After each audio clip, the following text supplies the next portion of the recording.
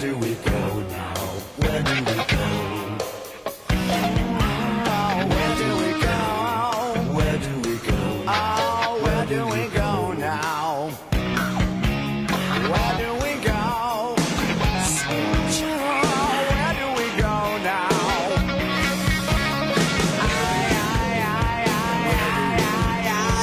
Where do we go now?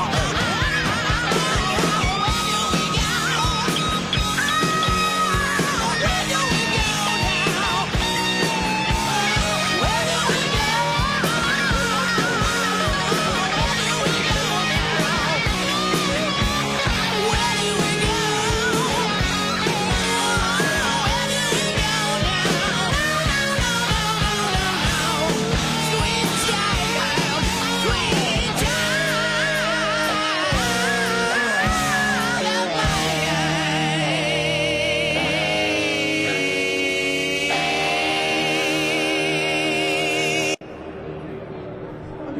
tees?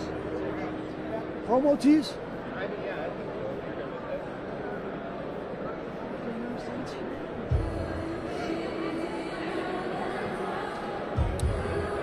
The Vice President of the United States here in Howell, his first appearance since his friend Charlie Kirk was assassinated. Go to Fox 2 and fox2detroit.com, and a complete report coming up tonight at 5.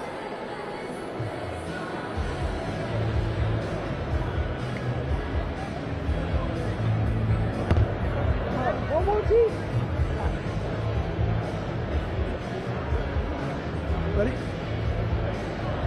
The Vice President of the United States here in Michigan, his first public appearance since his friend Charlie Kirk was assassinated.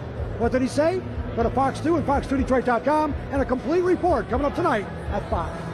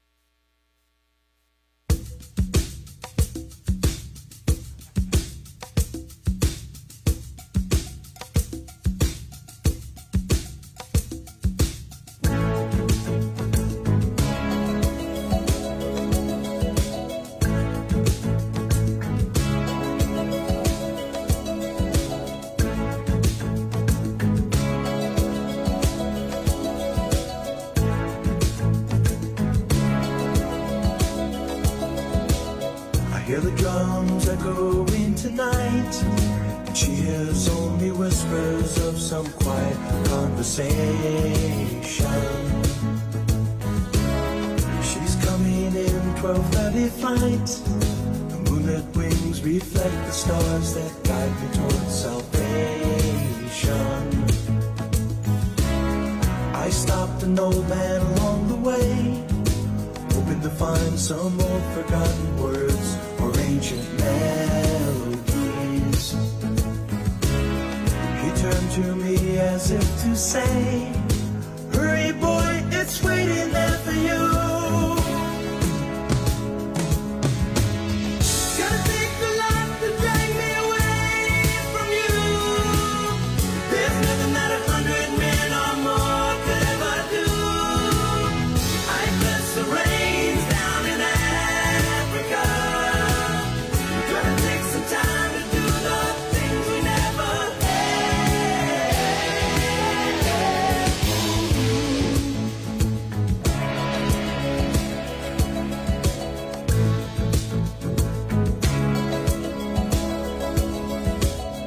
Wild dogs cry out in the night as they grow restless, longing for some solitary company. I know that I must do what's right, sure as Kilimanjaro rises like Olympus above the Serengeti. I seek to cure what's deep inside, frightened of this thing that I've become. Gonna take the life to drag me away from you. There's nothing that 100 men or more could ever do. I bless the rains down in Africa. We're gonna take some time to do the things we never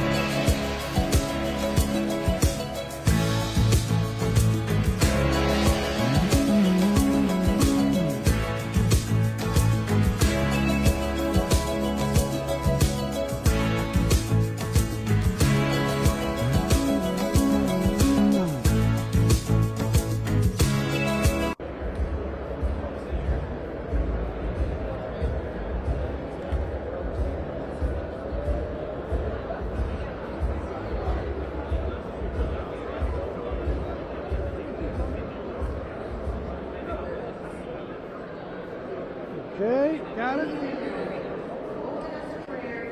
Please welcome to the stage, Pastor Tracy.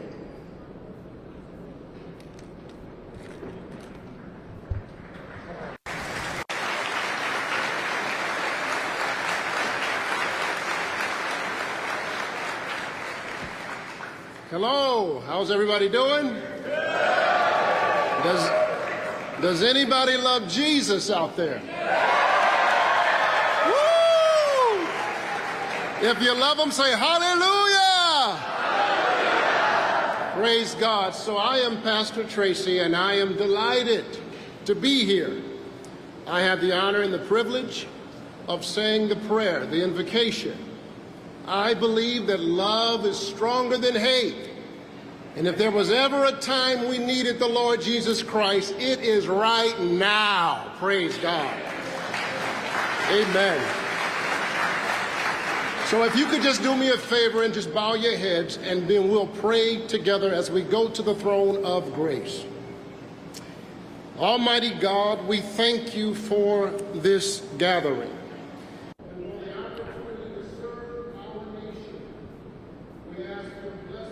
Am I in your way? I'm not in your way. Am I in your way? Am I?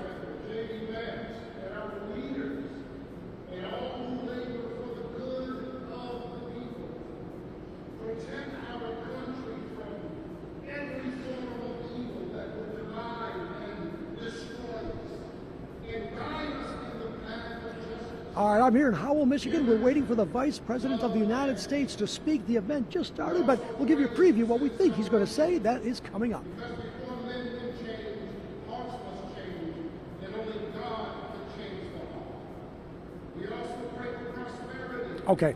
Not Okay. only in resources, but in wisdom and in compassion and opportunity. I think I should just do about 2 minutes and bust out, really. Grant us strength to meet the challenges ahead and courage to serve with integrity. And may this time together be marked with respect and a spirit of cooperation. In the precious name of Jesus we pray. And the church said, Amen. God bless you. Give them a big hand.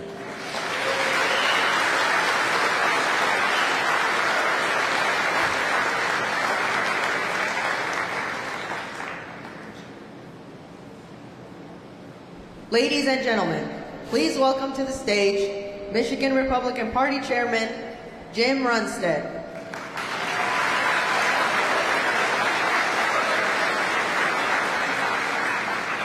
Thank you. I'd like to start with the Pledge of Allegiance. Please join me. I pledge allegiance to the flag of the United States of America and to the republic for which it stands, one nation, under God, indivisible, with liberty and justice for all. Thank you. What an honor to welcome the Vice President Vance to Howell, Michigan. And one of the rare times we Michiganders will admit it that we are proud to host someone from Ohio. It is fitting that we gather at Hatch Stamping, founded in 1952 by the brothers Raymond Walter and Joseph Hatch. Their story is pure American spirit. Seeing a need, taking a risk, and building a company that turned an idea into reality. President Trump knows private enterprise drives American growth. That is why beautiful bill, common sense legislation to fuel our economy, including permanent qualified business income deductions, full deduction for U.S.-based R&D expenses, 100% bonus for depreciation for equipment, vehicles, and software, and no taxes on overtime for our wonderful workers.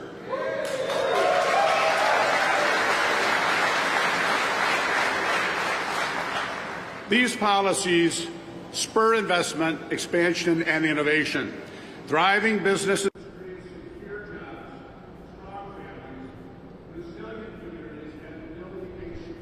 Okay. So here in Howell, actually includes producing top quality work while investing in people, partnering with schools, supporting the lives of students, and offering lots of efficient programs. That is where our focus must be. Helping businesses grow, not bearing them under regulation and taxes. Yeah, good afternoon. Yeah, we're here in Howell, Michigan. Hatch Stamping is where we're at, where we're just waiting for the Vice President of the United States to speak. This is Jim Runstead. He is the chair of the Michigan Republican Party. They started off with a prayer, a pledge of allegiance, and we expect some of the speakers to speak before the Vice President speaks. We believe he's going to be talking about manufacturing. This is a plant here that makes a lot of parts for the auto world, a lot of imports too, so tariffs may be on the line as well. Also a lot of young people. Nope, that's not the Vice President yet. But so a couple things. Take a look behind that stage. There's a lot of young people here, obviously because of the influence of Charlie Kirk. That's what I've been told. All right, we're going to be here. We have a lot more today, and we'll have more at 5 and 6, and of course on the streaming. I'm going to send it back to you. We're live here in Howell.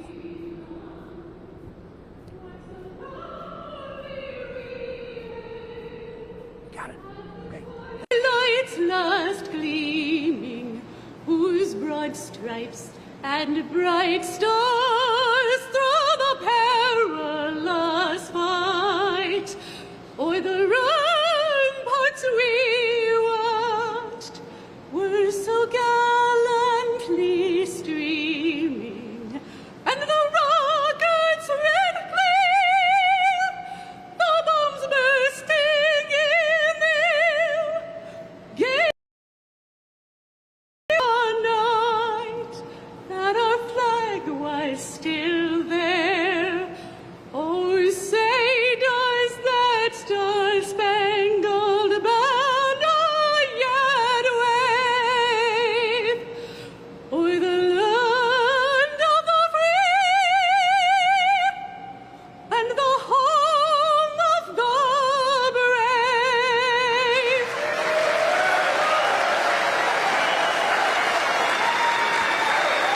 Ladies and gentlemen, please welcome to the stage State Representative Jason Wolfford.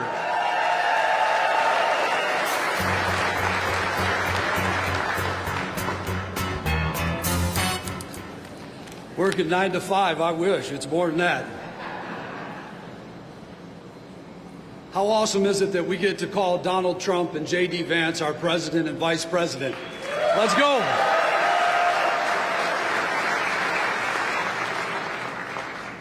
Fellow patriots, today should be a reminder of the men who stood up for the revolution and said that enough is enough. They were ordinary farmers, tradesmen, and fathers, but they had the courage to believe in something greater than themselves. They believed in life, liberty, and the pursuit of happiness. They believed in passing down freedom to their children, even if it cost them everything. And it did. From the Revolutionary War to Pearl Harbor to the heartbreak of September 11th, we've always found strength and unity when we've been tested. And in just those moments, it has brought Americans together. It's brought us together in unity. And so will this tragic and untimely death of Charlie Kirk. Mind you, a man, like we tell children that are 5 years old to use their words. This is a man who used his words, and because he was effective, they killed him. However, in times of loss, we're reminded that these times unite us as a people, and we'll be stronger than we were before. He was a Charlie Kirk was a peacemaker, not a peacekeeper. And that is what is needed today in the times that we live. The Word of God says in Matthew that blessed are the peacemakers, for they shall be called sons of God. Peacemaking is a messy business. It brings accountability. Today I look around and I see that that spirit is needed once again, not because we face muskets or cannons, but because the values that made this nation strong are truly under attack. Our families are under attack, our men are under attack, and our women and children are under attack, and most importantly, our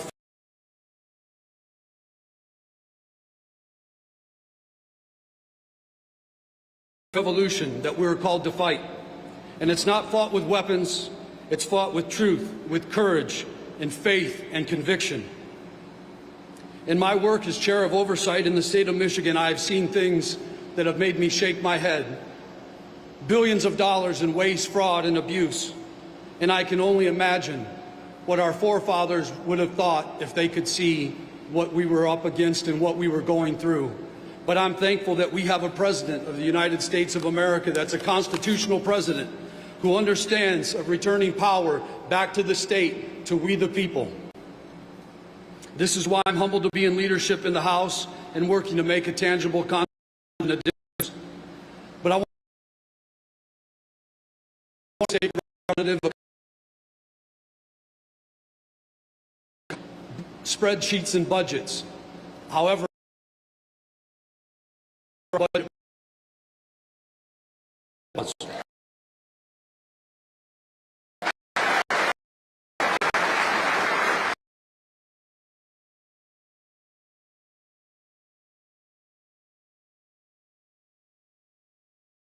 responsibility. Balance the books, but lose our families, our faith, and our freedoms. then we've lost. And this is why I believe that religion and politics are both spiritual issues when you boil them down to their finite. The men who wrote the Declaration came from God, not government. And if they come from God, no bureaucrat, no fourth fictitious branch of the government, the administration state, has the ability to take them. Yet today we see that happening. They're making rules and punishing people and never being held accountable for what they've done. And our president and our vice president is doing that from the White House to the State House. We're bringing accountability.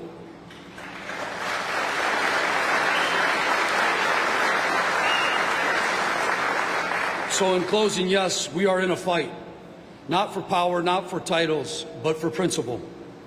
From the White House to the State House, we're fighting for you, for the families, people who are trying to pay their bills, raise their children, and for the communities trying to hold on to their values that are near and dear to their heart, and for the veterans who gave everything so that we could be free here today. Remember that liberty was won by ordinary men and women who stood up when it mattered the most. And now it's my turn, it's your turn to stand up and fight. We must stand with the same courage, the same faith, and the same commitment to freedom, and to give freedom back and support those who dare challenge the status quo. I want to say again thank you to the President of the United States, Donald Trump, and JD Vance, and Congressman Barrett, and all those like us that are serving to make freedom something that's real. Thank you, God bless you, God bless America, and I'm honored and privileged to be your state representative.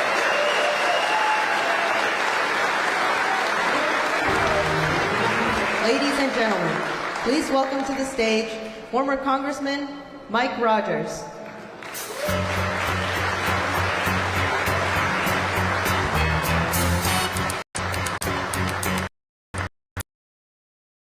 All right, you fired up? Before I get going, do me a favor. We have a new Army recruit leaves next week for boot camp. Would she stand up for me? Where is she? She's back here somewhere. Where she is? There she is. Just stand up right there. Thank you very much.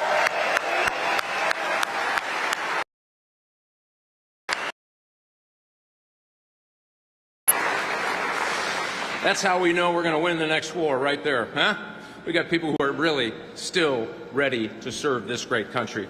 I have to tell you, last November, something amazing happened. America came together like it has never come together before and said, we want to send President Trump and Vice President Vance to Washington, D.C. to do something big, to do hard things. And think of the pace that they are doing big things and hard things for this country.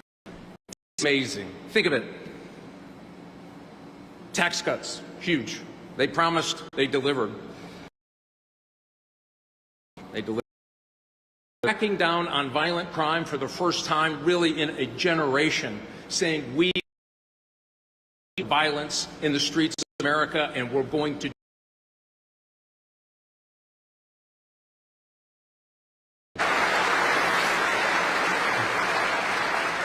I'm going to take just a minute from last week.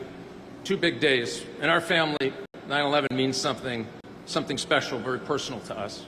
It inspired my wife to join and serve. She served in Iraq. My brother served in both Iraq and Afghanistan. We lost friends. We watched a nation in horror understand that there is so much hate for us in that group of people that they would take the time, energy, and intellect to kill 2,000 of our fellow citizens. Reminds us that people still want to take away what we have. That's why that recruit is so important for the future of the United States and everybody that served their country and still believes that this is the greatest nation on the face of the earth.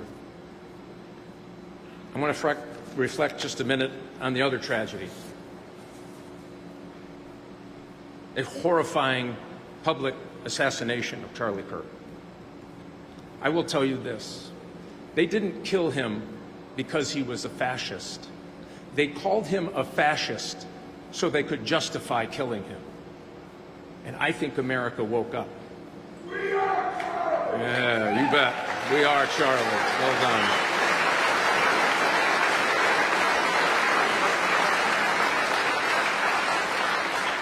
And something important happened. There was no burning. There was no looting. Thousands and thousands of people came to vigils all across this state, all across this country, to reflect, to pray for his family, to pray for the future of our country. There was no talk of revenge. There was no reaching for the ammo box, but I tell you what they did do. They inspired a new generation of people who said, we will activate and get to the ballot box coming next year. Yeah, you can applaud that. That's good. Matter of fact, where's our Turning Point crowd? Where are they? Raise your hands. Look at them. That is the folk that are going to help get that done. God bless you. They will pick up this mantle and have the same courage to talk about their faith and the future and boundaries for a better country. Pretty fired up about that. And you just get to see, that's Michigan State. I know there are chapters all over this great state. And this revival that we're hearing and talking about, why President Trump and Vice President Vance wanted to be here in this manufacturing facility, it's this revival of Michigan manufacturing. It is coming. And it's personal to me. I'm the youngest of 5 boys. My father was a shop teacher.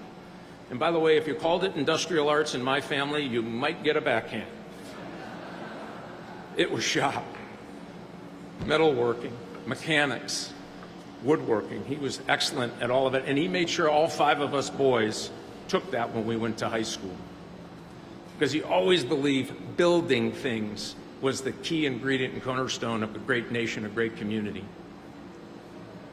And when you think about my time on the assembly line, I worked in 2 different assembly lines, one that built Chrysler Sebring convertibles. Those were great cars, and if you got one that wasn't, I didn't build that one. And I worked in a plant that made the materials that went into dashboards in cars. They were phenomenal jobs. And when I was young growing up, you could see factories everywhere. Remember the Wixom plant where they now send RVs? Right? We lost so much for so long because people weren't paying attention. And China was glad to catch all of it. This president and this vice president have had the courage to stand up and say, no longer, not on our watch, it's coming home.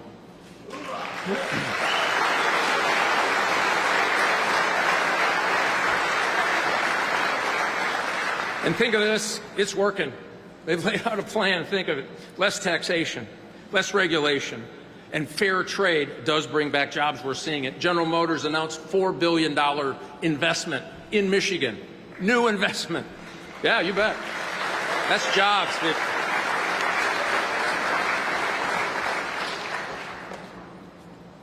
John Deere, $20 billion. Westinghouse, $6 billion.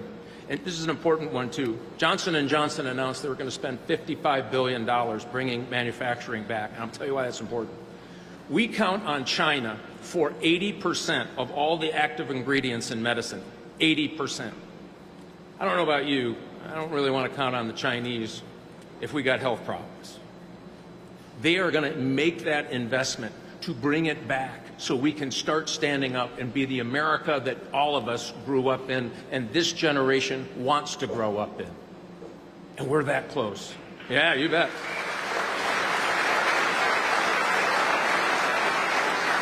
And I'll tell you what else works. This is great. And by the way, I was talking to the crew back here. They had to stop operations today to put this on. Thank you all very, very much. The good news is I think there's going to be overtime in getting this place back going again. And guess what? It's tax-free. You're not paying. Oh, come on, people. That's exciting.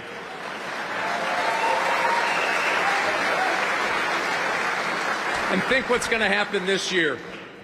A median income in the state of Michigan with 2 kids is going to get a tax break of $4,400. If they work overtime, it goes up to nearly $5,000 cash in their pocket. That's what happened when you elected Donald Trump and Vice President Vance. We have somebody kind of related to the campaign, bartender, right?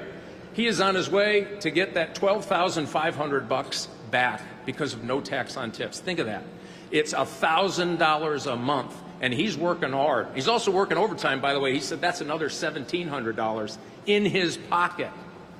14 grand shoved in his pocket for a better way of life for him, his girlfriend, and whatever comes next for him.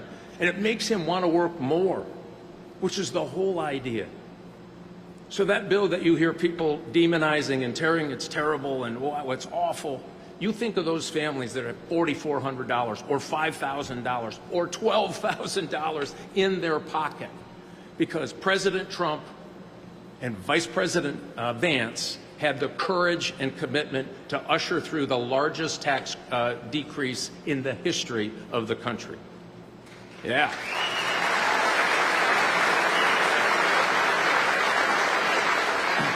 And by the way, that bartender made it very clear. He said, "I'll never vote for another Democrat again."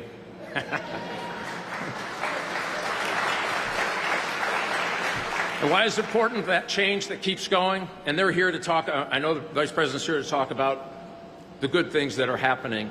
We just so much more work to do. You know, Michigan has sent 2 Democrat senators back to Washington, D.C. for the last 32 years. Think of that. Yeah, you bet. In that time, listen, we've lost 30,000 manufacturing jobs. Our education went from the top 10, we're now number 44 in the country. We have the 4 most violent cities in America in Michigan. Think of that. It just doesn't have to be. Imagine having someone back that could walk into the Oval Office and say, "Mr. President, this is what we need for Michigan." Wow, we just haven't had that. You're not going to have that. Nah, thank you. This is not a political event, but thank you. The Dems in both Washington and Lansing have failed us. You know, they opposed that bill. That would mean about, on average, $6,000 increase across the board. So you go from having $5 grand in your pocket to now owing, well, it's about $4,500 per Michigan family. You can think of a $9,000 swing in your budget. They have walked right past people who work for a living. They have walked right past our schools and saying they're for education, why our kids can't read and can't do math at unbelievable numbers. I know we can do better. The President knows we can do better. The Vice President knows he can do better. And I know you know we can do better in the state of Michigan.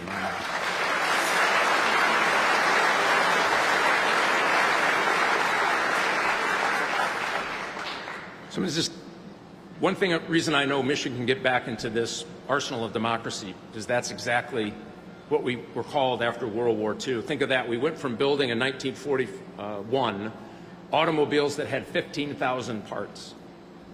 World War II kicks off. We needed manufacturing like we've never needed manufacturing before. In a very short period of time, Henry Ford went from making cars to making airplanes with over 1 million parts. We gave the world, when we did all of that, we gave them a middle class. We gave the world Rosie the Riveter. We gave the world the safety and security of the prowess of building things in our communities to save the world. That's why Michigan was called the arsenal of democracy. If you think of the challenges we have ahead, the things that we've accomplished, the things that this president and this vice president and Republicans back in Washington have been able to do for the country in such a short period of time, I know that we're going to get our kids reading again. I know that we're going to have our communities given back to families so they can walk safely to the park, to the school, to the grocery store again. That's coming. I will say that because of that challenge that we've met before, because of the kinds of things that happen next week, we know that we have these challenges that face us. I believe that we are still the greatest nation on the face of the earth. And because of that spirit, that DNA of being able to build things for a better generation, for a better family, for a better future for our country, there is nothing we can't do if we stand together. God bless you. Don't let this be the last time you get excited and interested in doing something important for your community, your country. This is our chance. This is our time to make America and set it back on that track and join the President and Vice President to making America great again. God bless you. Thanks for coming out. I appreciate it very much. Ladies and gentlemen, please welcome to the stage Michigan State TP USA President Alex Bitson.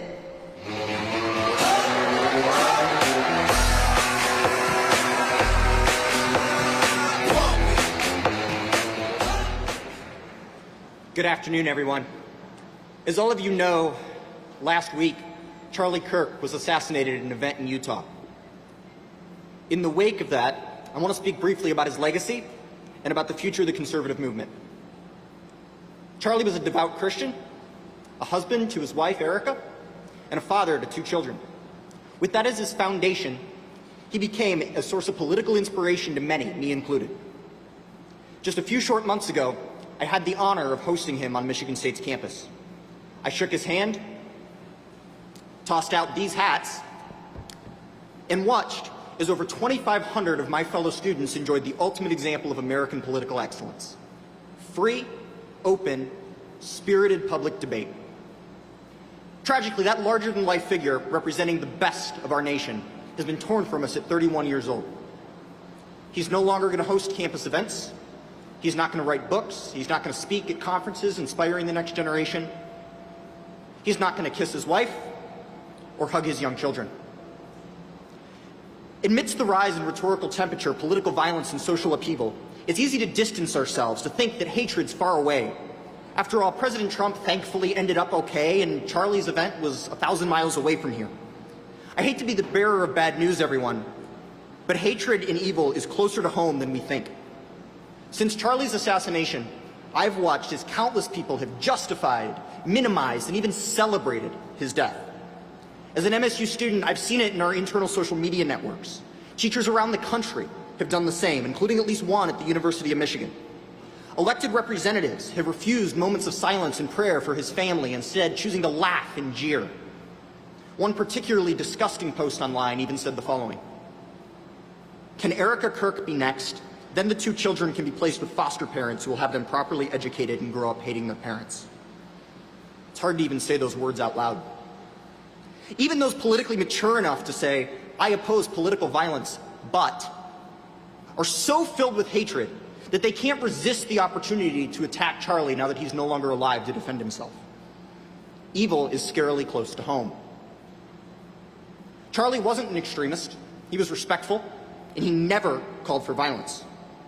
He was simply a man who passionately advocated for public discourse, personal freedoms, and limited government. His respectful ethos and mass appeal make his death even more concerning. It's become clear that a significant portion of our country doesn't just hate Charlie. They hate the good, the true, and the beautiful. They hate you for simply daring to disagree with them.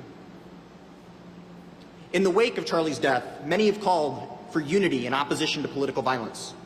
I agree. Violence is always unacceptable, and we must coalesce around a shared vision for our country.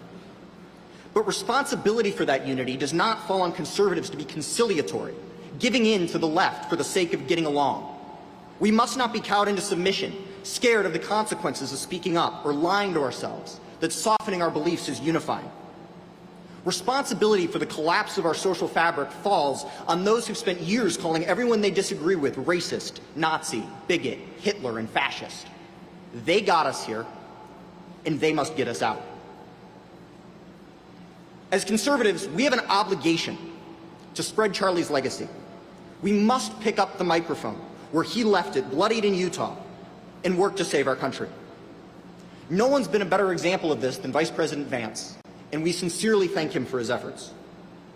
I want to challenge each and every person in the audience today, within the next week, do something to save your country. Join a Turning Point or College Republicans chapter.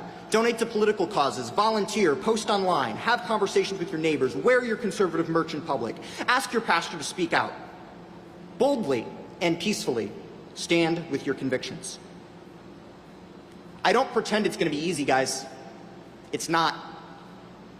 You almost certainly will be criticized and mocked. I have. Might have conflicts with friends and family. I have as well. But it's worth it. For your trouble, you get to look yourself in the mirror and know that you played a part in helping the greatest nation in the history of mankind. I'm optimistic for the future, everyone. The number of people who have reached out in support of Charlie's mission in the last week has been incredible. Memorials in every city have had thousands of attendees. Professional football and baseball teams have interrupted their games to pay their respects. Turning Point USA has received over 50,000 new chapter requests.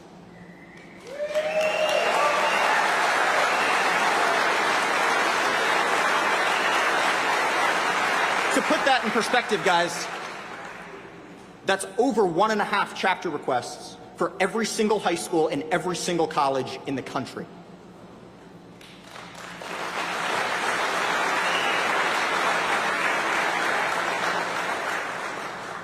We have a job to do. There's work to be done. We must do it in Charlie's memory.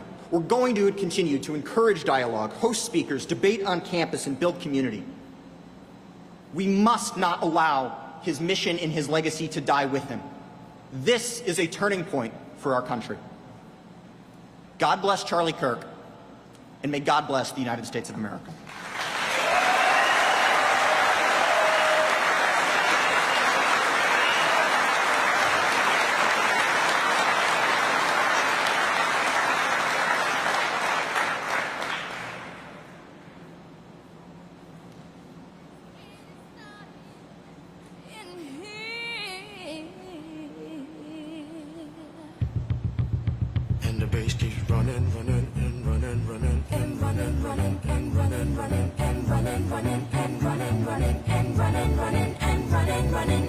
In this context, there's no disrespect, so when I bust my rhyme, you break your necks. We got 5 minutes for us to disconnect from all intellect and let the rhythm affect. To lose the inhibition, follow your intuition, free your inner soul and break away from tradition. Cause when we be out, girl, it's pulling me out. You wouldn't believe how we wow shit out. We burn it till it's burned out, turn it till it's turned out. Act up from northwest, east side. Everybody, let's get into it. Get stupid, get it started, get it started, get it started. Let's get it started. Let's get it started in here. Let's get it started. Let's get it started in here. Let's get it started. Let's get it started in here. Let's get it started. Let's get it started in here. Lose control, our body and soul. Don't move too fast, people just take it slow. Don't get ahead, just jump into it. Y'all hear about it? The P's will do it. Get started, get stupid. Don't worry about it, people will walk you through it step by step like an infant new kid. Inch by inch with a new solution. Transmit hits with no delusion. The feeling's irresistible and that's how we move it. Everybody, let's get into it. Get stupid, get it started, get it started, get it started. Let's get it started. Let's get it started in here. Let's get it started. Let's get it started in here. Let's get it started. Let's get it started in here. Let's get it started. Let's get it started in here. Yeah. Running. Come on, y'all. Let's get it. Let's get it. And while I get it. Let's get it. And while I get it. Let's get it. And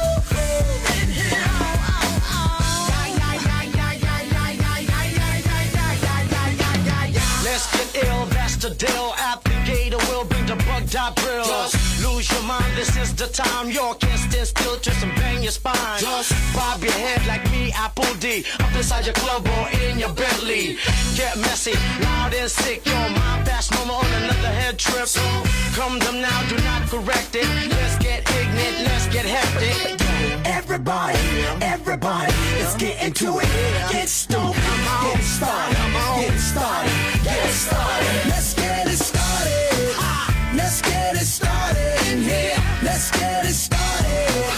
Let's get it started in here. Let's get it started. Let's get it started in here. Let's get it started. Let's get it started in here. Yeah.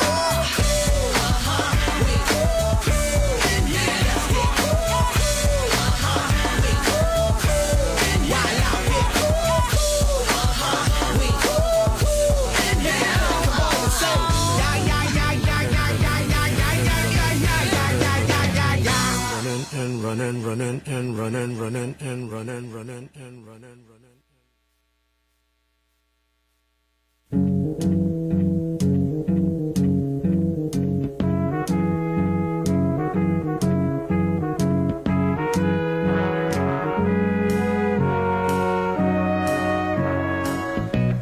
Where it began, I can't begin to knowing, but then I know it's growing strong. Wasn't the spring, and spring became the summer. Who'd have believed you'd come along?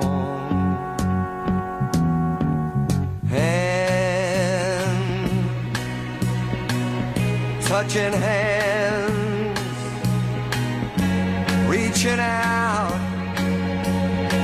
touching me, touching you. Sweet Caroline, good times never seem so good. I've been inclined to believe there never was, but now I look at the night and it don't seem so lonely. We fill it up with only two. And when I hurt, hurting runs off my shoulders. How can I hurt when holding you? Warm, touching warm, reaching out, touching me, touching you. Sweet Caroline, good times never seem so good. I've been inclined to believe there never would. Oh, no, no.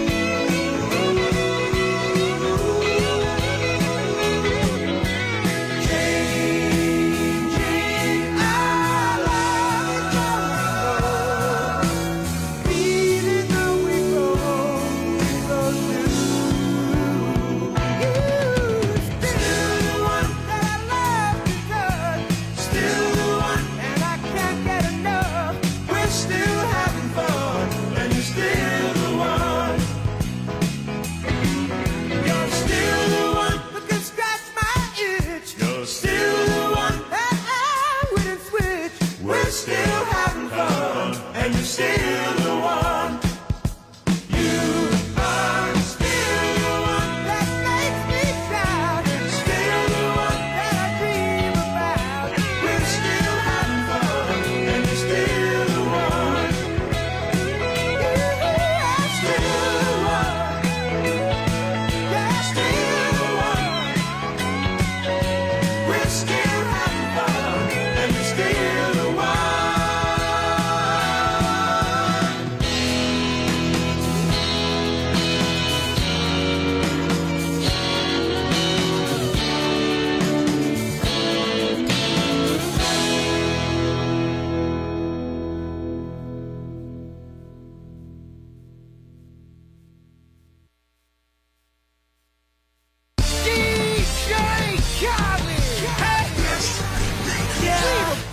All I do is win, win, win, no matter what.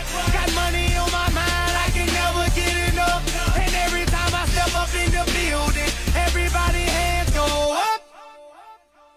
And they stay there, and they say yeah, and they stay there. Cause all I do is win, win, win. And if you going in, put your hands in the air, make them stay there. Ludacris going in on the verse, cause I never been defeated and I won't stop now. Keep your hands up, get them in the sky for the homies that ain't making it, my folks locked down. I never went nowhere, what they saying Luda's back. Blame it on that contour, the hood call it Luda-yak. And I'm on this foolish track, so I spit my foolish flow. My hands go up and down, like strippers' booties go. My verses still be serving, tight like a million virgins. Last time on a college remix, now I'm on the original version. Can't never count me out, y'all better count me in. Got 20 bank accounts, accountants count me in. Make millions every year, the South's champion. Cause all I do is win, win, win, no matter what. Got money on my mind, I can never get enough. And every time I step up in the building, everybody hands go up. And they stay there, and they say yeah, and they stay there. Cause all I do is win, win, win. And if you going in, put your hands in the air, make them stay there. Swerving in my low-low, head on the swivel, you know serving me's a no-no. Clean as a whistle as I pull out in my Rolls Royce. Yellow bone passenger, they see it, they say, oh boy. Tell Cali, back it up, my niggas call me loco. Down for armed traffic, you know, make me pull that fofo. Ask you what you laughing at, represent that mud life. Dirty money, bitch, you better get your mud right. We come together, holding hands and holler hood life. We all strapping all black, it's like Bud Light. You riding or what? Cause we riding tonight. Now you riding with me cause you wasn't riding. All I do is win, win, win, no matter what. Got money on my mind, I can never get enough. And every time I step up in the building, everybody hands go up. And they stay there, and they say yeah, and they stay there. Cause all I do is win, win, win. And if you going in, put your hands in the air, make them stay there. Heat in the kitchen, hot on the stove, water getting boiled, dope being sold, Snoopy in the hootie, system overload. I've been running this rap game since I was 20 years old. I hung with the worst of them, bust till I burst them up, floss them up, toss them up, harder way, close them up. Pardon me, I'm bossing up, pressure up, bless you, bro, don't mess with us. We like the U in the 80s, back to back, set a track, hit the lick, get it back, get the trick, jump the track, bitch, I want my money back. Time and time again, while I'm sipping on this gin, Al Davis said it best, just win, baby, win. All I do is win, win, win, no matter what. Got money on my mind, I can never get enough. And every time I step up in the building, everybody hands go up. And they stay there, and they say yeah, and they stay there. Cause all I do is win, win, win. And if you going in, put your hands in the air, make them stay there.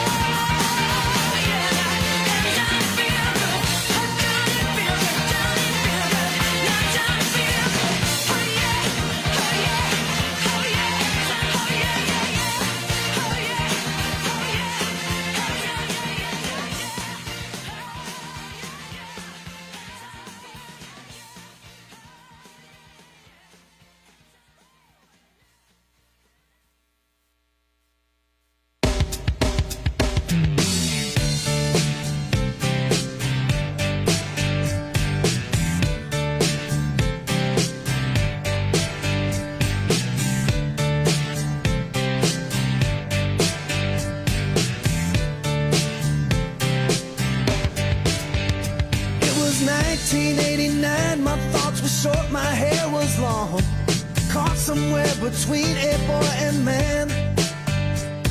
She was 17 and she was far from in between. It was summertime in northern Michigan.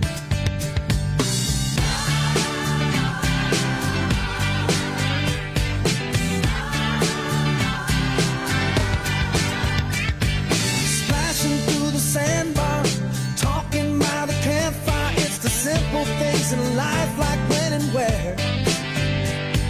We didn't have no internet, but man, I never will forget the way the moonlight shined upon her hair. And we were trying different things, and we were smoking funny things, making love out by the lake to our favorite song, sipping whiskey out the bottle, not thinking about tomorrow, singing Sweet Home Alabama all summer long.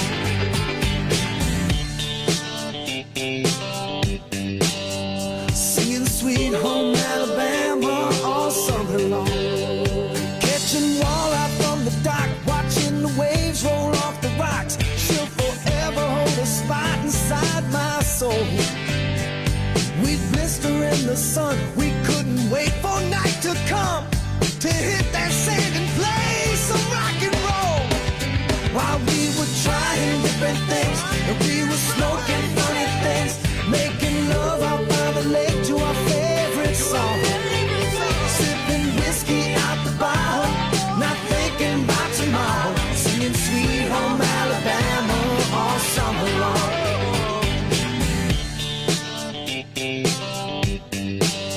Singing Sweet Home Alabama all summer long.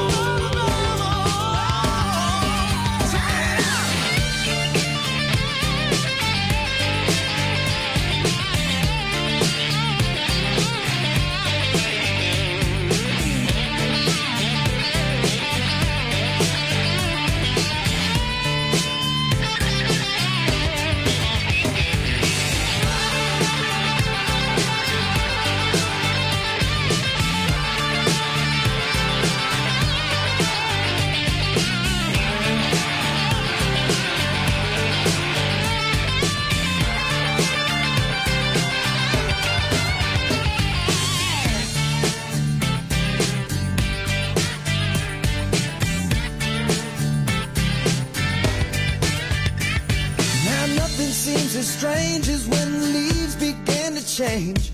Oh, how we thought those days would never end. Sometimes I hear that song and I'll start to sing along and think, man, I'd love to see that girl again. Man, I like to see that girl again. And we were trying different things, and we were smoking funny things, making love out by the lake to our favorite song, the bottle, not thinking about tomorrow, singing Sweet Home Alabama all summer long. We were trying different things, and we were smoking funny things, making love out by the lake to our favorite songs, sipping whiskey out the bottle, not thinking about tomorrow, singing Sweet Home Alabama all summer long. Singing Sweet Home Alabama all summer long. Singing Sweet Home Alabama all summer long. Singing Sweet Home Alabama all summer long. Singing Sweet Home Alabama all summer long.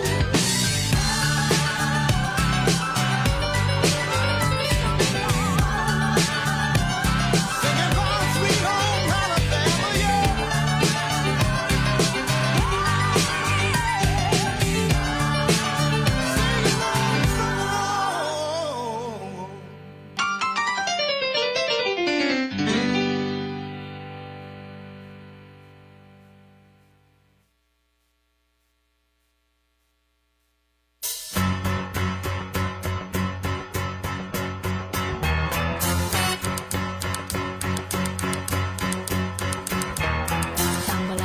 and I stumble to the kitchen, pour myself a cup of ambition and yawn and stretch and try to come to life. Jump in the shower and the blood starts pumping. Out on the streets, the traffic starts jumping with folks like me on the job from 9 to 5. Working 9 to 5, what a way to make a living. Barely getting by, it's all taking and no giving. They just use your mind and they never give you credit. It's enough to drive you crazy if you let it. 9 to 5, for service and devotion. You would think that I would deserve a fair promotion. Want to move ahead, but the boss won't seem to let me. I swear sometimes that man is out to get me.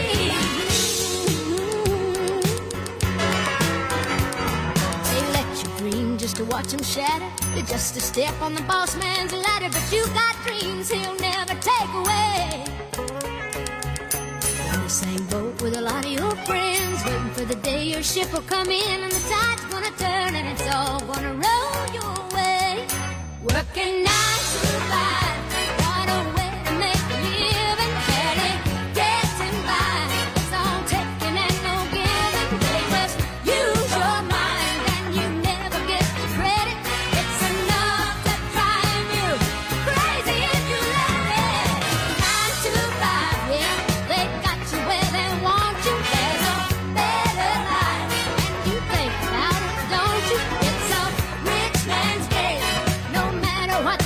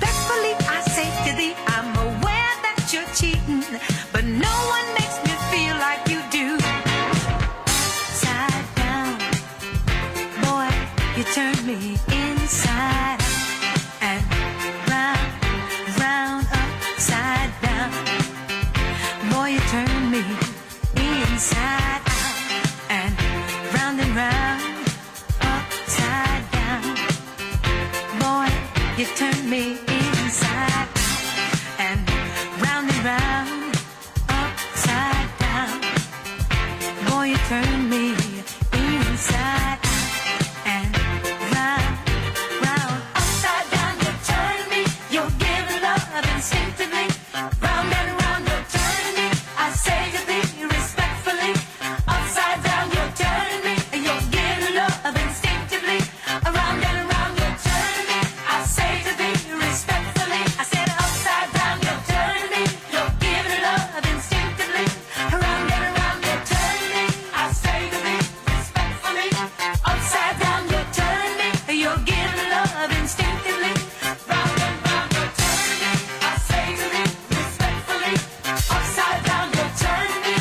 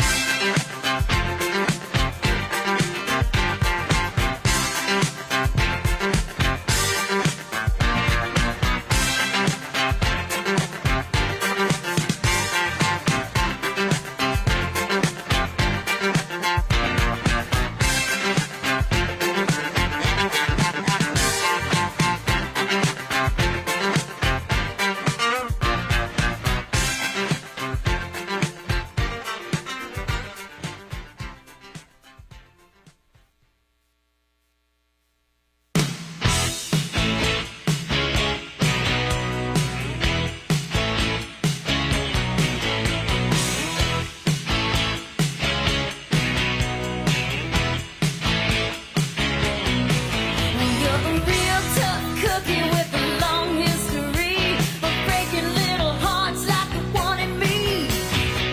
That's okay, let's see how you do it. Pull up your dukes, let's get down to it. Hit me with your best shot. Why don't you hit me with your best shot? Hit me with your best shot. Fire away. Come on with it, come on, you don't fight fair. But that's okay, see if I care. Knock me down, it's all in vain. I get right back on my feet again. Hit me with your best shot. Why don't you hit me with your best shot? Hit me with your best shot. Fire away.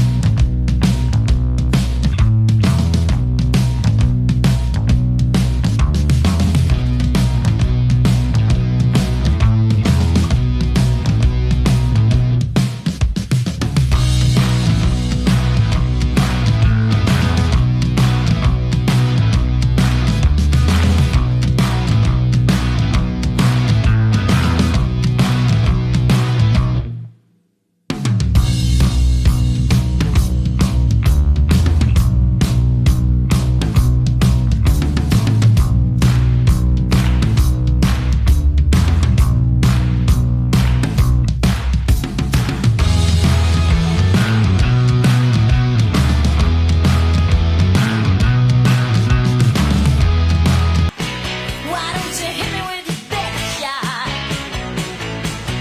Hit me with your best shot. Fire away.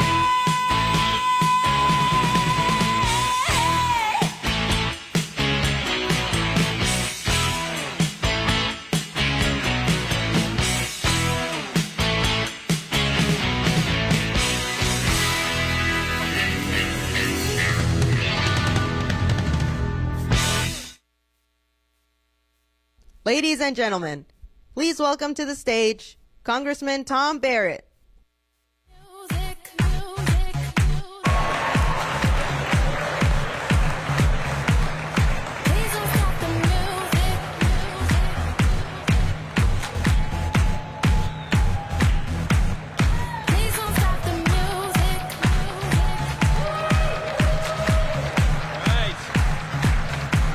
Thank you.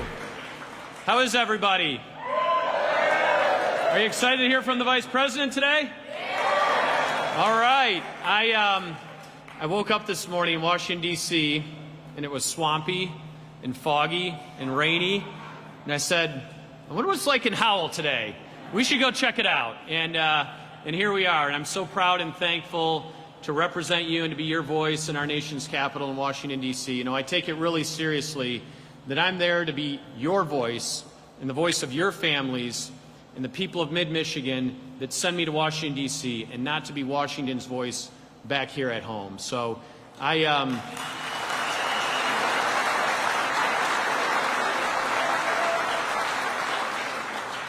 it's an honor and a privilege to represent you, and I can't tell you how excited I am today to have the Vice President joining us here in our district, to see really the hard work and the dedication and the commitment that each and every one of you have to our country, to our state, to your communities, and to your families, and the livelihoods that we're blessed to have in a place like this that can provide for families all across this region. So we're so thankful.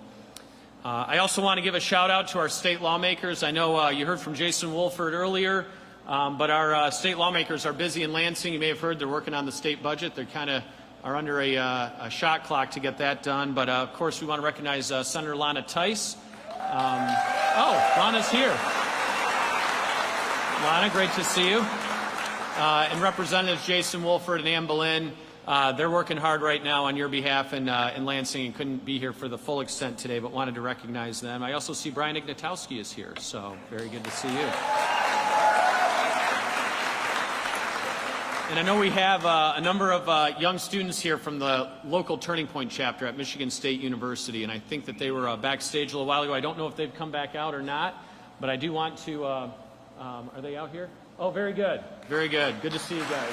Let's give them an applause. Of course, we can't go forward today without acknowledging just the horrific, tragic, and gruesome loss of life of Charlie Kirk.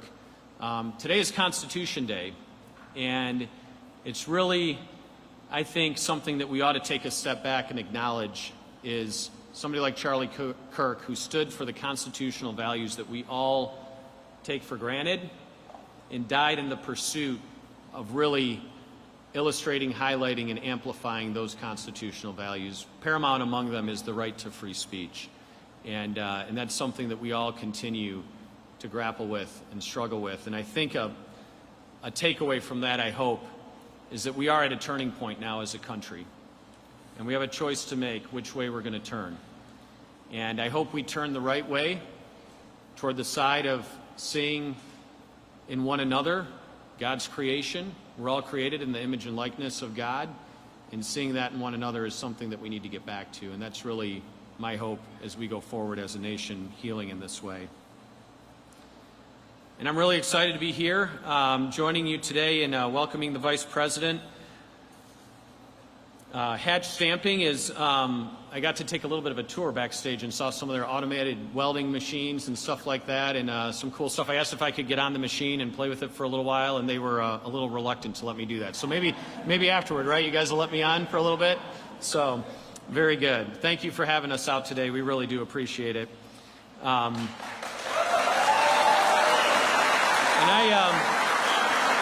I just want to quickly highlight a few of the elements of the Working Families Tax Cut that we worked so hard this year to get passed. Of course, Vice President Vance was the deciding, tie-breaking vote in the United States Senate to get that done and across the finish line. I mean, we didn't have a problem in the House, but apparently over in the Senate they needed a tiebreaker. So, but we got the job done on our side.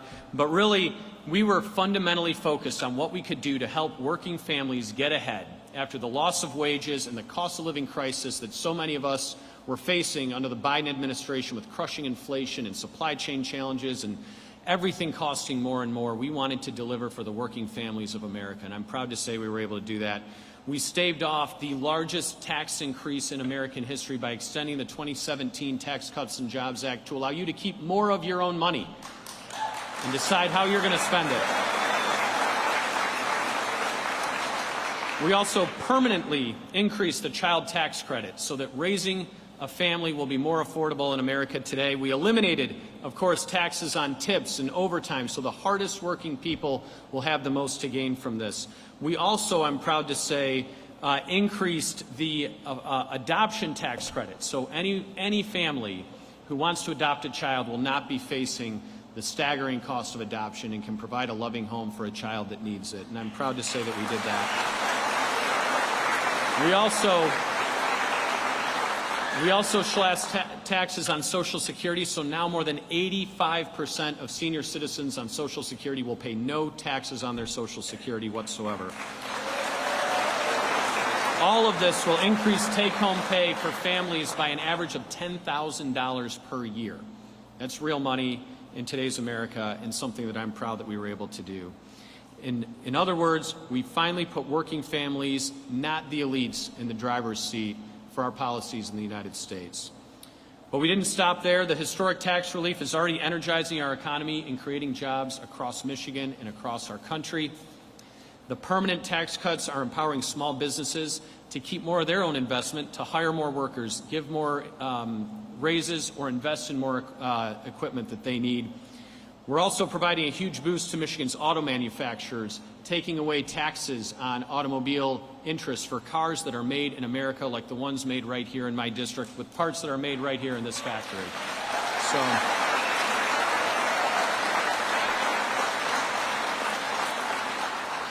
So I hope you can tell I'm excited. I know you are as well. We're super excited to have the Vice President join us today. Like each of you in this room, the Vice President understands what it means to come from Midwestern roots with a working class background. In print and from the podium, he's told his powerful story that all of us have seen in really overcoming troubles and economic turmoil to achieve the great success and ultimately land him in the Vice President's office of the United States of America. He served our country in the Marines, and what I'm most proud of is that he was an enlisted Marine. Yes.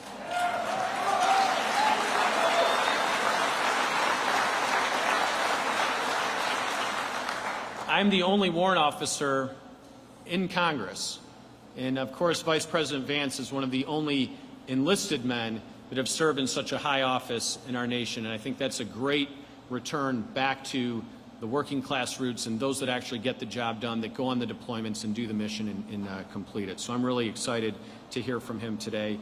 But before we welcome the Vice President to the stage, I have the privilege of introducing another member of President Trump's cabinet, our Secretary of Labor, Lori Chavez-DeRemer. She's a tremendous advocate for the working men and women all across America.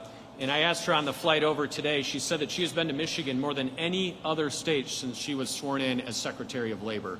That proves, yes.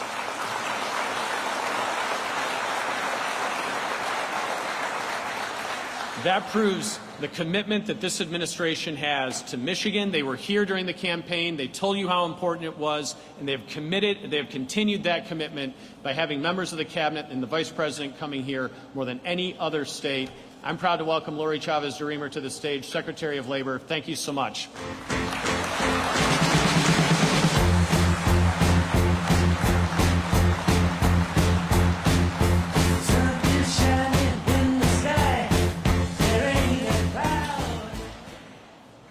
Thank you, Tom, for that kind introduction. You're doing great at representing your district here in Michigan, and I'm honored to be with you and the Vice President today at Hatch Stamping. That's right. Give it a hand.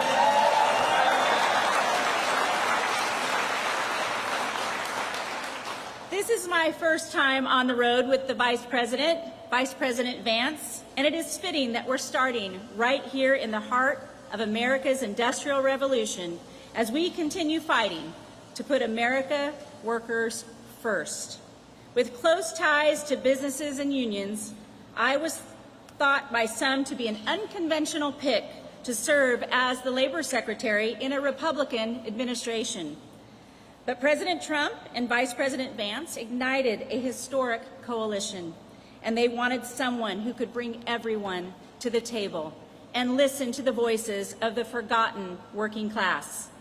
No one understands this better than the Vice President, and I am grateful that he and the President trusted me to serve as your 30th Secretary of Labor. I'm proud to deliver this message. The golden age of America is here.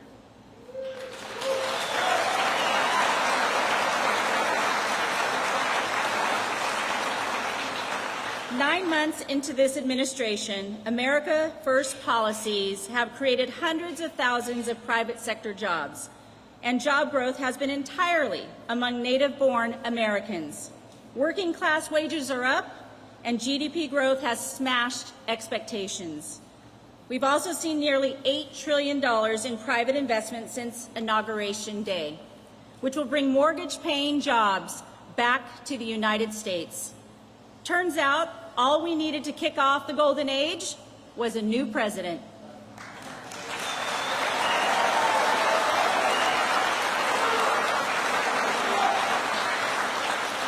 We have a master negotiator in the Oval Office who is putting American interests first again.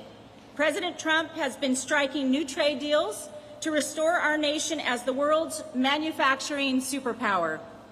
Time and again, this administration has proven its commitment to putting American workers first. A prime example is the working family tax cut that President Trump and Vice President Vance spearheaded.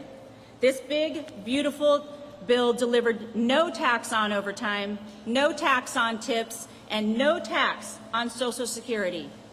Working class families can expect to see an average of $10,000 more in take-home pay. As a mom of twin girls, and now a grandmother, and my one daughter and my grandson, who also live in Michigan, Saginaw, Michigan, are here. I know just how life-changing it can be for a family of four when paychecks go further.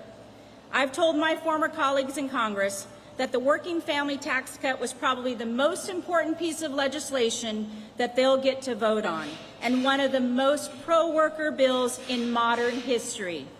At the Labor Department, we're very excited about the provisions to expand Pell Grants for technical education, which will help attract future tradesmen and women to the job market.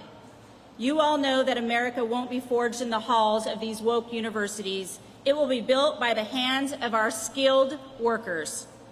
This is the belief that Charlie Kirk and I shared. When talking about the next generation of American workers, I think about Charlie, who was always fighting for what he believed in and standing up for future generations. It's been 1 week since we lost him, and my prayers are with his wife Erica, his beautiful children, and all of his loved ones. Charlie Kirk was an advocate for alternative pathways to workforce, recently having said, "We need more electricians and less sociology majors." He understood that living a life of meaning and contributing to your community was far more important than a piece of paper. We will honor Charlie's legacy by keeping up the fight for the next generation. And we're going to do that by continuing to expand apprenticeships so that our young people have an alternative pathway to success beyond a four-year degree.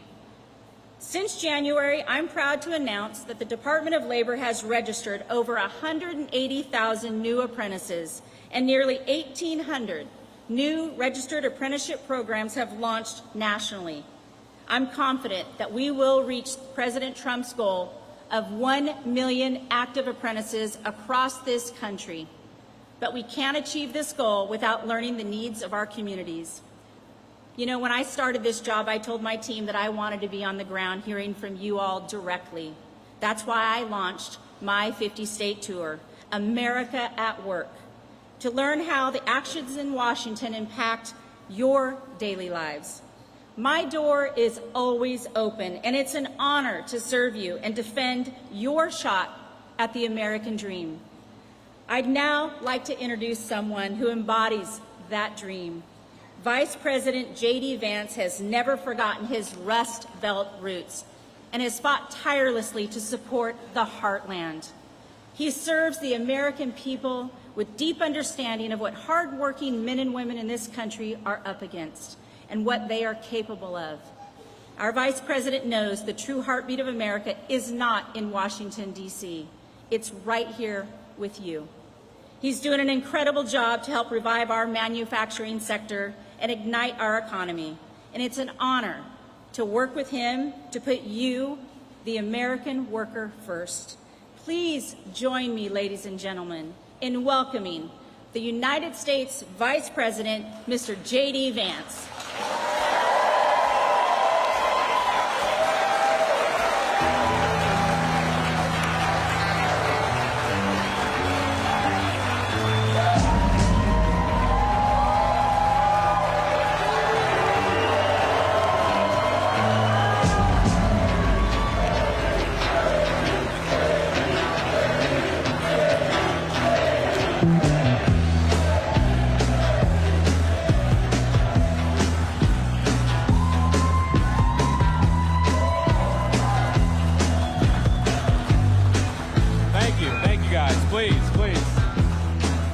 Thank you all.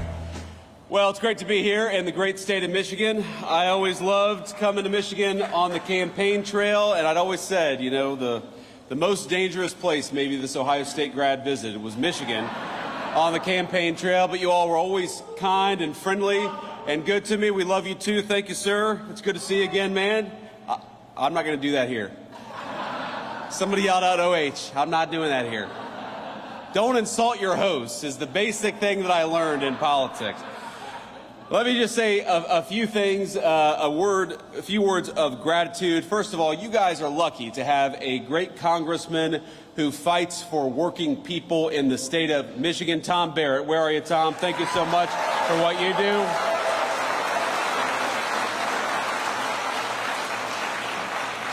We talk a lot about the working families' tax cuts. We talk about no taxes on overtime, which we are proud to deliver, no taxes on tips, which we are proud to deliver, the lowest taxes that we've had in this country in a very long time, because Tom Barrett went to Washington and fought for the people of this district. Thank you so much, Tom, for everything that you do.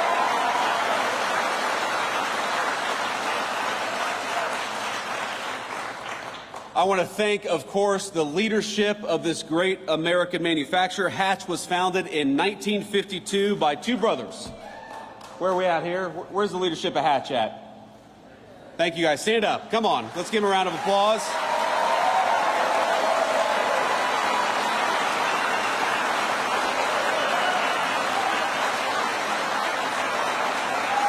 Thank you, guys. I got a little tour with Daniel Craig and Wally earlier today. Thank you guys so much. I'm not going to try to pronounce your last name, Wally. I don't want to insult you or look like an idiot in front of the TV cameras, but you guys, this is a great facility. So it started, of course, manufacturing parts for M1 rifles for the American warfighter, and now it manufactures all kinds of automotive components that we rely on each and every single day. And one of the things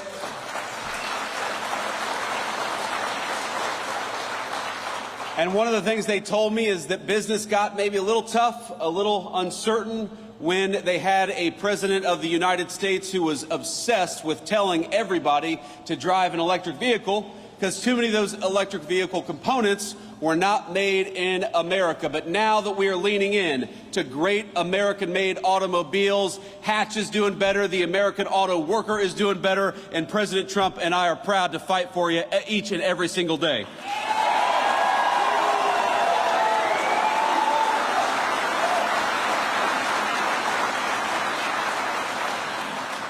I've also got to thank our incredible Secretary of Labor. You just heard from her, Secretary Chavez-DeRemer. Let's get a round of applause for the great Secretary of Labor.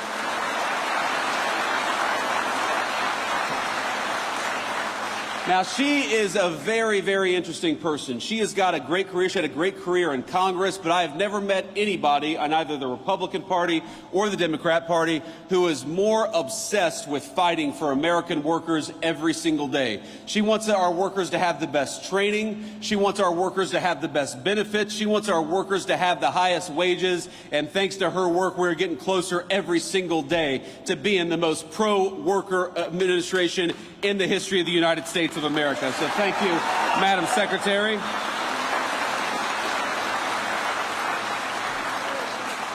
We also have Michigan GOP Chair Jim Runstad. Where's Jim at? Jim, thank you for everything that you're doing.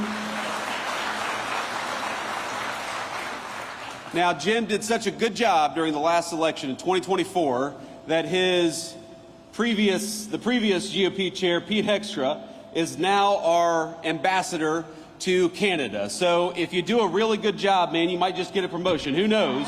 But he's doing a great job here in Michigan, and we're going to fight with him for the next couple of years to make sure that we're electing candidates who actually serve the interests of Michiganders and serve the interests of the American worker, and that's what we're here for, and we'll never forget it. So I want to say just one thing about my friend Charlie Kirk. I want to talk about Charlie Kirk for a little bit. And the last group I want to have be recognized here is we have got a lot of kids, and I hate to call you kids, but when you're 41 years old, you guys are kids.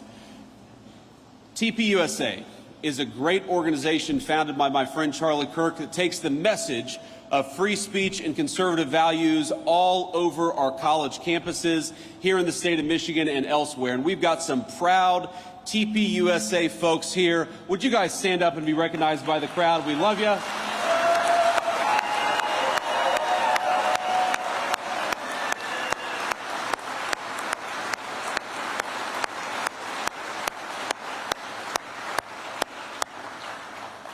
We love these kids, and we love the organization that was founded by Charlie Kirk. And I know I speak for all of the kids behind me, all of the great TPUSA members, and also the alums, that over the past 10 years, Turning Point USA has not just been an organization, it has been the fountain of a movement all across the United States of America. If you look at just the youth vote in 2024 and how much young voters shifted from Democrat to Republican from 2020 to 2024, Charlie Kirk created a movement.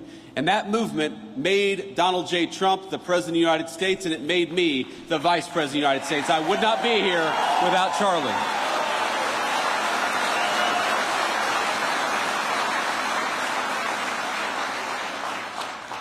But Charlie was an exceptionally talented individual. People don't realize how integral he was, how important Charlie Kirk was. He helped us staff the administration with solid people like Secretary Chavez-DeRemer. He made sure that when we hired somebody, that it was a smart person, but it was also a kind and decent person.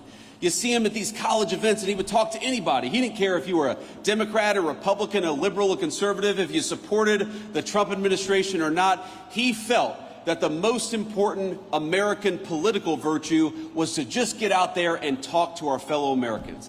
And I hate to say that a week ago, he was doing what he did best, he was doing what he loved, and an assassin gunned him down for daring to say things that that assassin thought were wrong or shouldn't be said.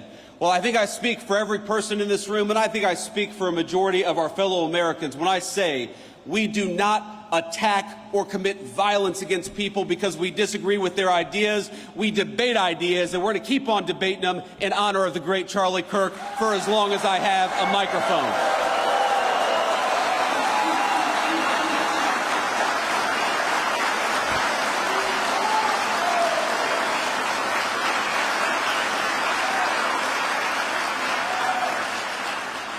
But the last thing I want to say about Charlie, my friends, is he was more than a political organizer, more than a person who literally helped make me the Vice President of the United States. And I'll never forget it, Charlie, that I would not be here were it not for you. He was a good guy. He was a good friend. I mean, all of these people who have been involved in TPUSA, you know, Turning Point USA, it wasn't just a debate society. It wasn't just a political organization. It gave these kids a sense of home and a sense of purpose in often very hostile places.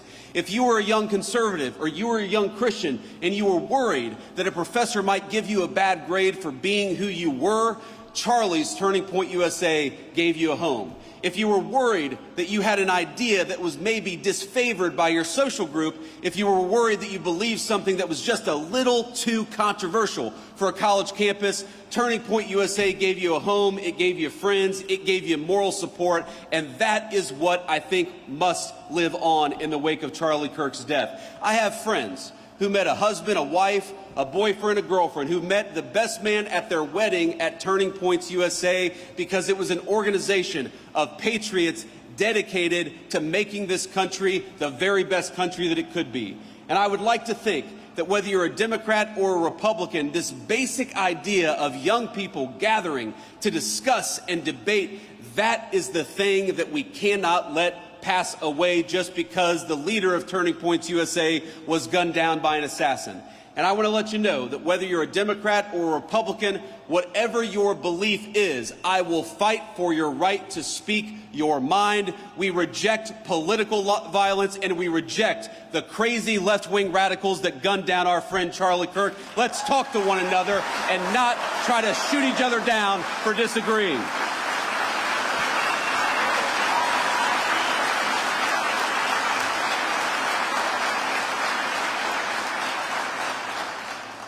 You know, one of the things that Charlie worked on very, very hard was the very bill that we're going to talk about today. I remember having so many phone conversations, so many text conversations with Charlie about how to make the bill better, about how to do more for working families, because you know what, Charlie, he believed exactly what I believed and exactly what the President of the United States believed, that we have got to rebuild the American dream, especially for our young people, which is why this big, beautiful bill does so much to bring American manufacturing back to the United States of America. These working families tax cuts, they don't just cut your taxes, though they certainly do. They reward companies for building and investing in the United States of America. Because isn't it nice to have an administration that is fighting for the businesses and the workers that are building right here at home rather than shipping our jobs off to Asia or Mexico?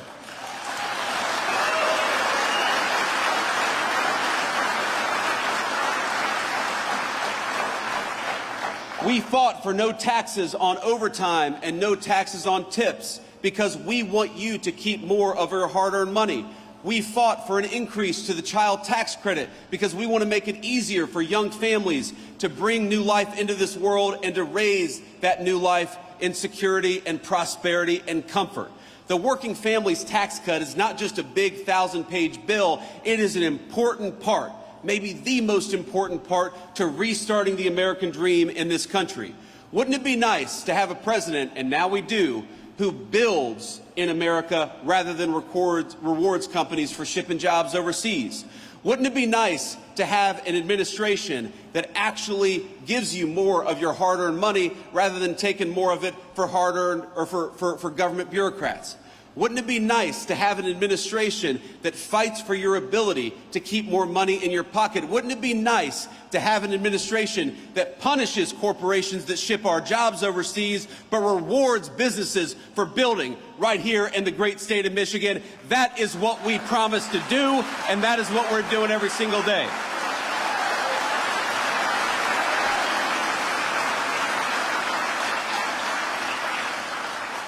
Now, I don't know if you saw the headlines this morning, if you turned on the TV this morning, but the president right now is participating in a great state visit to the United Kingdom, our closest ally, of course, going back to the very beginning of our country when we didn't always agree very early on. But pretty much since then, they've been very close friends of the United States, about 200 years, our most important ally in the world. And the president is over there, and somebody asked me, would you rather be in England celebrating the state visit? I said, no, I'd rather be right here in the great state of Michigan where people are grilled and great products for the American people.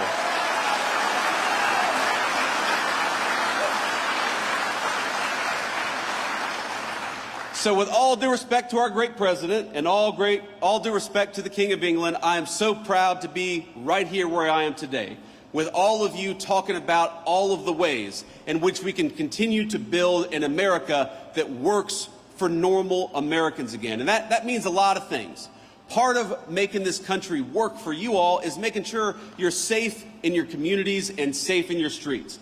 And one of the proudest things the President of the United States has done in Washington, D.C. and in Memphis as of a couple of days ago is to send the National Guard to take back American streets. We deserve to be safe in our communities again, and that's what the President is making happen.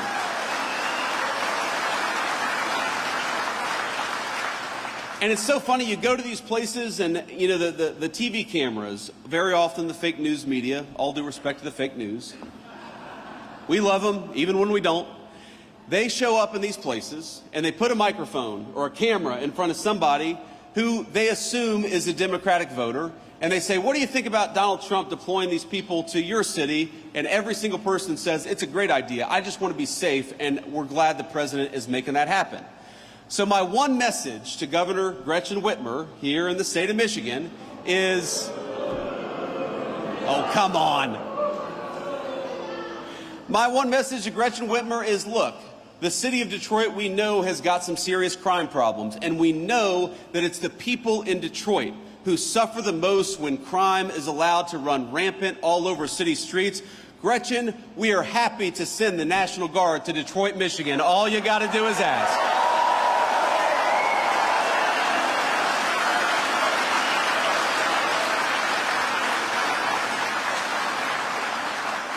We got to remember, the streets are safer when law enforcement is allowed to put the bad guys away. And just as we want to protect your job and we want to make sure you have a good wage when you work hard, we also want to make sure when you go home, you can enjoy your neighborhood and enjoy your community in safety. You know what else we want to do? We want to make sure that our young people stop dying of this terrible poison, this fentanyl and other drugs that are being brought in by these cartels.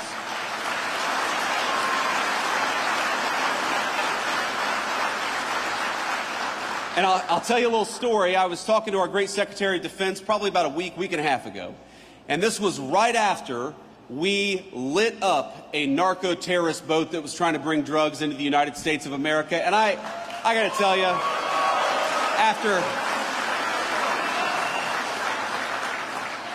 I am a child of the war on terrorism era. I served, just as Tom did, in our military. I deployed to Iraq as a United States Marine, a young enlisted United States Marine. I am proud to have a president who is sending our military to light up the cartels that threaten our people in our own backyard. That's where the military belongs, if they belong anywhere.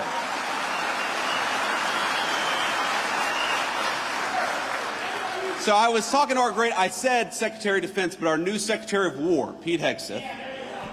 And I was talking to Secretary Hegseth, and you know what he said? He said, you know what, Mr. Vice President, we don't see any of these drug boats coming into our country. They've completely stopped. And I said, I know why.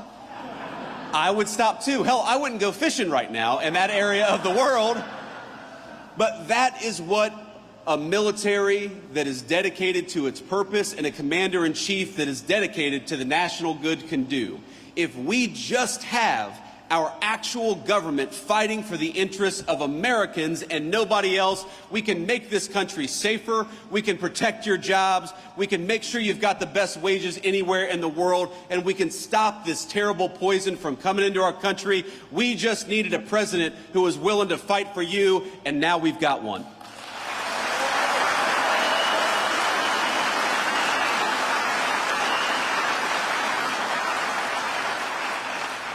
So let me leave you with this final thought here. Look, I grew up in a community. You heard Secretary Chavez-DeRemer mention this, that I grew up in a community where the American dream seemed to be disappearing, where the jobs were getting shipped overseas, where the factories were closing down. I remember driving around my hometown of Middletown, Ohio, and we'd see some abandoned factory, and my grandfather would tell me what used to happen there, what good jobs used to happen there, what good wages used to provide for families there. And I remember thinking, why is it like this? Why have our leaders ignored us for so long? Why are factories closing instead of opening up? Why are good jobs going to China when American workers deserve good jobs right here at home? And the answer was bad leadership. Just as our leadership chose crime, they also chose to ship your jobs overseas. Just as they chose to send our young men and women to foreign wars all over the world, they refused to stop the cartels that were operating right here in our backyard.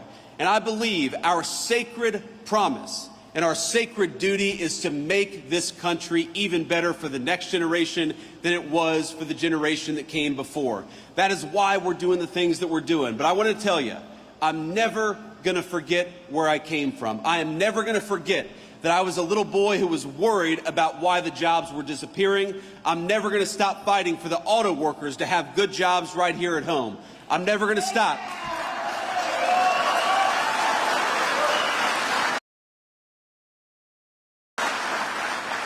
I'm never going to stop and not wages. We're going to fight for when you send a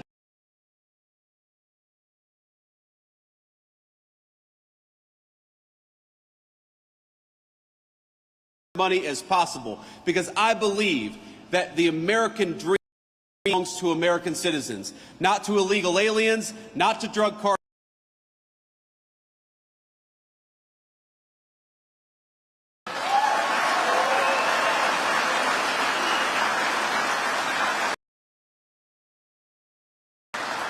So I hope you remember, when you're voting in 2026, you have a choice between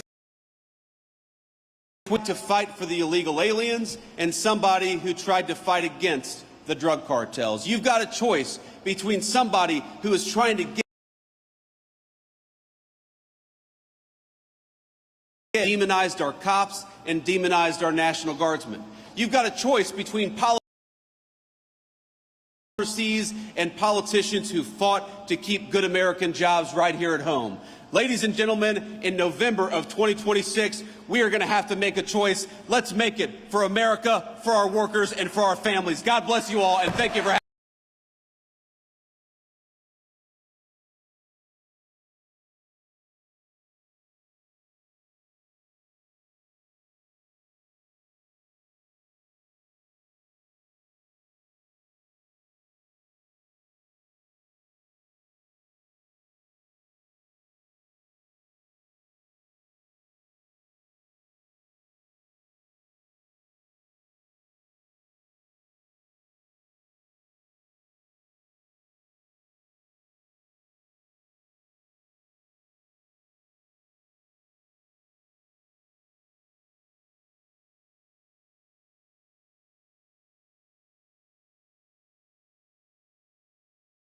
Happy word.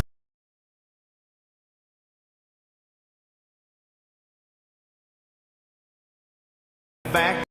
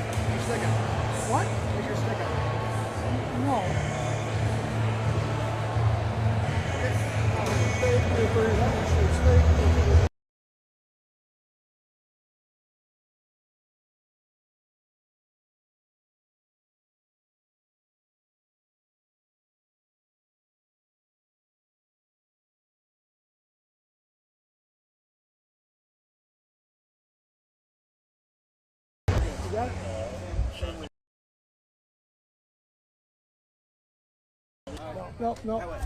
Local press.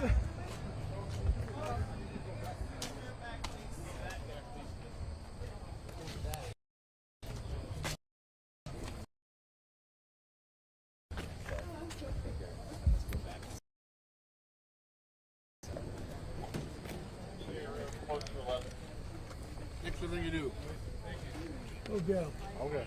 Okay. Hi.